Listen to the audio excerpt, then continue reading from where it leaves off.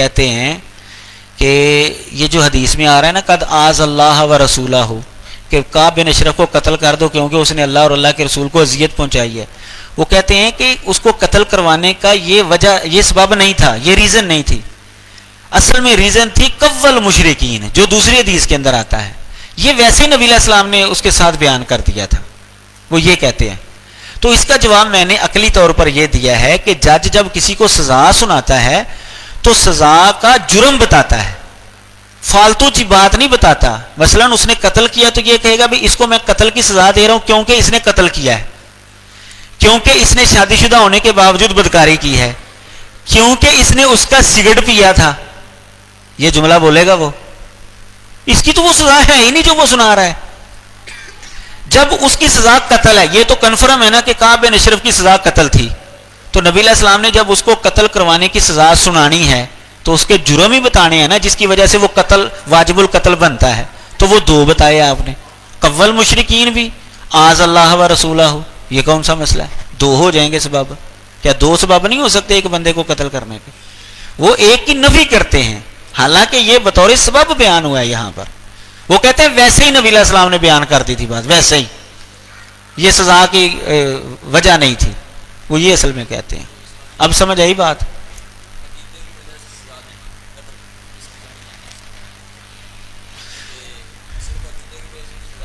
ان کا نا اصل میں اعتراض یہ ہے، ریکارڈنگ ہو رہی ہے، ان کا اصل میں اعتراض یہ ہے کہ اگر کوئی نبی علیہ الصلوۃ والسلام کی گستاخی کرتا ہے یا آپ کو برا کہتا ہے تو یہ تو اس کا عقیدہ ہے نا، تو محض عقیدے کی وجہ سے دنیا میں سزا نہیں دی گئی۔ ہاں اگر وہ مسلمانوں کے خلاف لڑائی کرتا ہے یا کوئی سازش کے اندر شریک ہوتا ہے پھر اس کو پکڑیں، پھر اس کو سزا دیں، کوئی چوری چکاری کرتا ہے پھر، محض عقیدے کی وجہ سے سزا نہیں دی جائے گی۔ ان کا اعتراض یہ ہے، سوال یہ ہے ان کا۔ تو میں نے اس کے حوالے سے مختلف جوابات دیے ہیں کہ ایک منٹ کے لیے ہم مان بھی لیں کہ عقیدے کے اوپر سزا نہیں دی جاتی، تو اگر وہ عقیدے کا اظہار اس انداز سے کرے کہ وہ جرم کی نوعیت میں چلا جائے پھر تو سزا دی جا سکتی ہے نا۔ تو عقیدے کا وہ اظہار اس انداز سے کر رہا ہے گستاخ رسول کہ وہ جرم کے اندر چلا گیا ہے، اس لیے اس کو سزا دی گئی ہے۔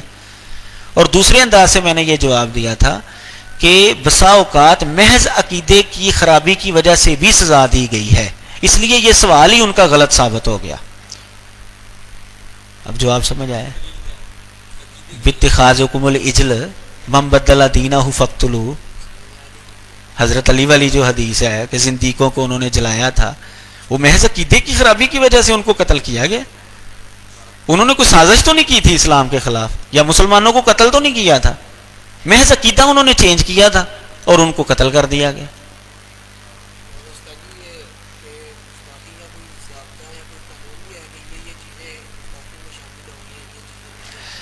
سوال ہے بھائی کا کہ گستاخی کا کوئی ضابطہ قانون بھی ہے کہ یہ چیزیں گستاخی میں ہوں گی اور یہ چیزیں گستاخی میں نہیں ہوں گی؟ گستاخی کا ضابطہ جو ہے نا وہ حالات ہیں، بعض جملے جو ہیں وہ گستاخی کے زمرے میں ایک علاقے میں آتے ہیں اور ایک علاقے میں وہ نہیں آتے، وہ علاقے کا حساب ہوگا اور حالات کو مد نظر رکھا جائے گا۔ بسا اوقات گستاخی آنکھوں سے بھی ہو جاتی ہے، آنکھوں سے بھی گستاخی ہو سکتی ہے، وہ ضروری نہیں ہے زبان سے لفظ ہی بولا جائے، وہ حالات بتاتے ہیں کہ اس نے گستاخی کی ہے، وہ جملہ جو ہے اس کی نوعیت بتائے گی کہ وہ اس نے گستاخی کی ہے۔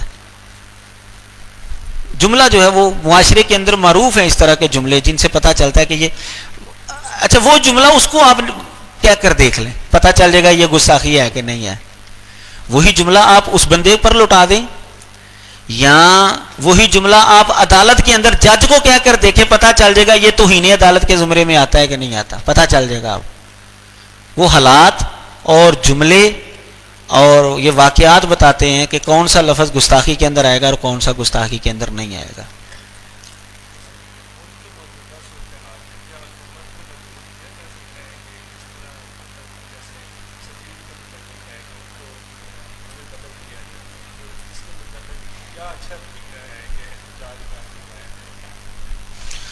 بھائی نے یہ سوال کیا ہے کہ موجودہ صورتحال میں حکومت کو کیا مجبور کیا جا سکتا ہے کہ وہ سفیر کو ملک بدر کریں، یا کیا طریقہ کار ہے کہ احتجاج آپ ریکارڈ کروائیں؟ بھائی اس کے لیے جو ہے نا طریقہ کار یہی ہے کہ سفیر کو ملک بدر کرنا یہ کوئی شرعی حکم نہیں ہے، یہ کوئی شرعی سزا نہیں ہے. یہ آپ کہہ سکتے ہیں انتظامی معاملہ تو ہے، انتظامی معاملات کے اندر آپ حکومت کے ساتھ زبردستی نہیں کر سکتے، آپ صرف ان کو اچھے طریقے سے قائل کر سکتے ہیں. انتظامی معاملات میں آپ صرف ان کو اچھے طریقے سے قائل کر سکتے ہیں. اگر حکومت کفر بواح کرتی ہے پھر آپ بغاوت بھی کر سکتے ہیں. اگر کفر بواح نہیں کرتی پھر آپ بغاوت نہیں کر سکتے، پھر آپ اچھے طریقے سے اپنی بات ان تک پہنچا دیں. اور اچھا طریقہ کیا ہے؟ سوشل میڈیا ہے، یا جس کا واسطہ پڑتا ہے حکومت کے لوگوں کے ساتھ ان کو سمجھانے کی کوشش کریں. جو عوامی نمائندے ہیں آپ ان کو سمجھائیں کہ اللہ کے بندے ہمارے ووٹوں سے تو اوپر گیا ہے تو جا کر وہاں پر اسلام کی بات کر. کیوں نہیں کرتا وہاں پر جا کر؟ ان کے ذریعے آپ بات پہنچائیں اپنی. تو املاک کو نقصان پہنچانا، مسلمانوں کو پریشان کرنا اور اس طرح کا کوئی بھی نقصان کرنا یہ درست نہیں ہے، یہ بالکل غلط ہے، اس کی اجازت نہیں دی جا سکتی. اچھے طریقے سے احتجاج ریکارڈ کروائیں، کوئی مسئلہ نہیں.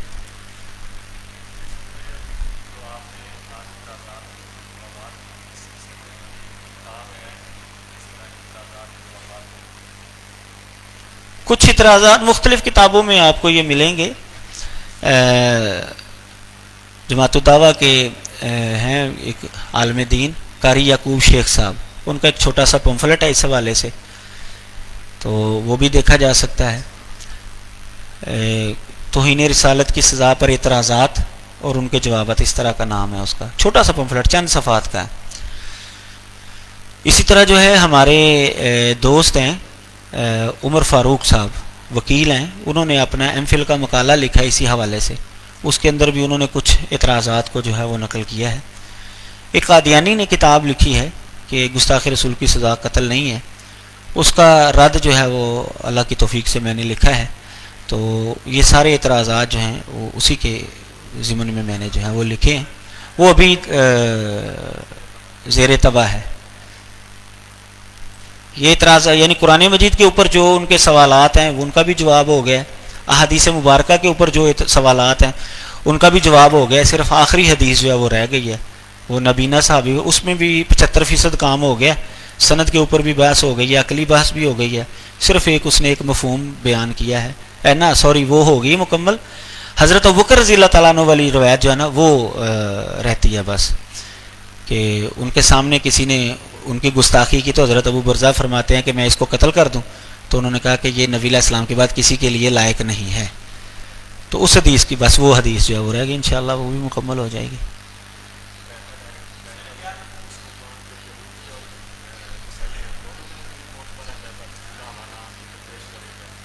مسلمانوں کے ہاں،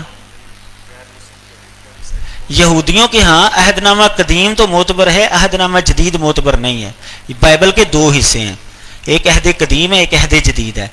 عہد جدید صرف عیسائیوں کے ہاں معتبر ہے، جبکہ عہد قدیم یہودیوں کے ہاں بھی معتبر ہے اور عیسائیوں کے ہاں بھی معتبر ہے.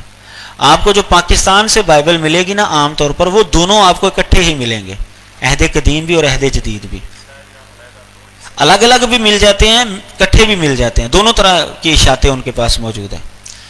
لیکن جو میں نے حوالے دیے ہیں نا وہ عیسائی بھی مانتے ہیں، یہودی بھی مانتے ہیں، کیونکہ وہ عہد قدیم کے حوالے ہیں، اور عہد قدیم یہودی بھی مانتے ہیں اور عیسائی بھی مانتے ہیں. یہ تورات کے حوالے میں نے آپ کو دیے ہیں، تورات دونوں مانتے ہیں.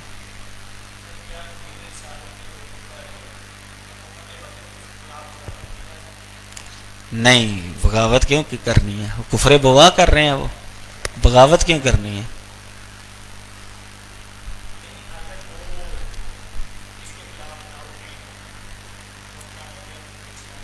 نہیں تو وہ کافر ہو جاتا بندہ. کفر بواح یہ نہیں ہے. کفر بواح ہے کہ اسلام کے کسی بنیادی رکن کا انکار کر دیا ہے انہوں نے. کفر بواح ایسا تو نہیں نہ ہوتا کہ وہ ایک سزا کو وقتی طور پر نافذ نہیں کر رہے، یا وہ کہتے ہیں قانون ہے بھائی، قانون تو بنا ہوا ہے، کیا مسئلہ ہے آپ کو؟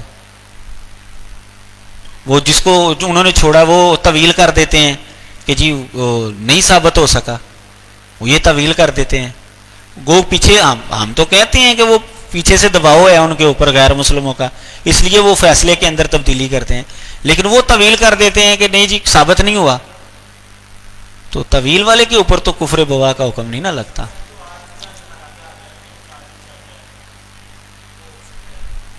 نہیں، بغاوت نہیں کی جا سکتی. جی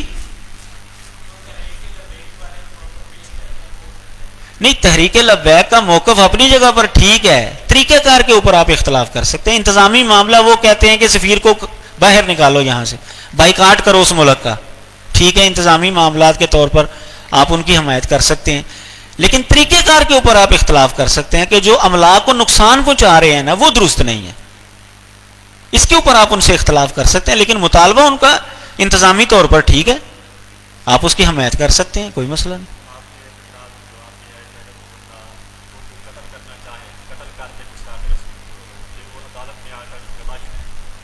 ثابت کرے گا.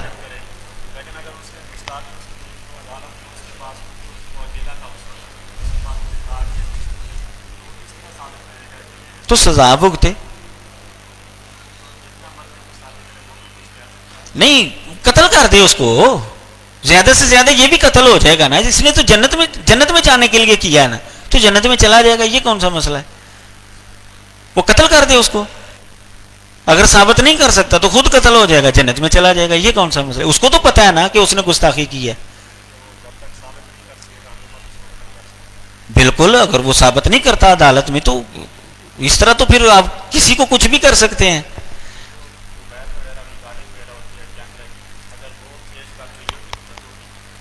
حجت ہو سکتی ہے، کیوں نہیں ہو سکتی؟ وہاں پر اور بھی تو گواہ موجود ہوں گے. ویڈیو جو ہے یہ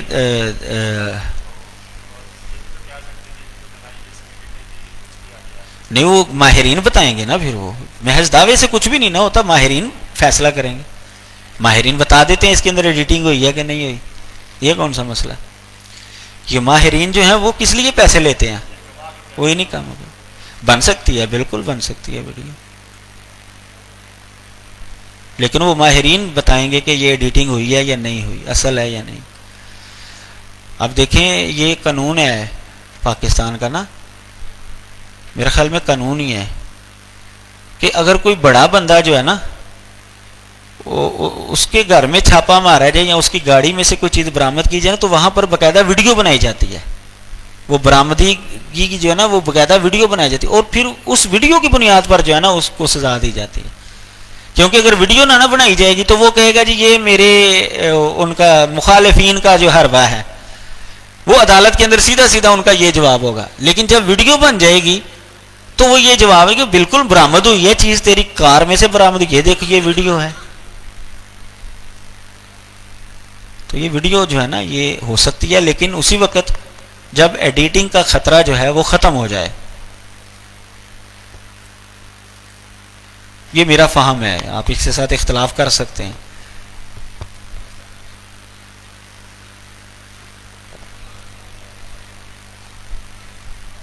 ٹھیک ہے جی. سبحانک اللہم و بحمدک.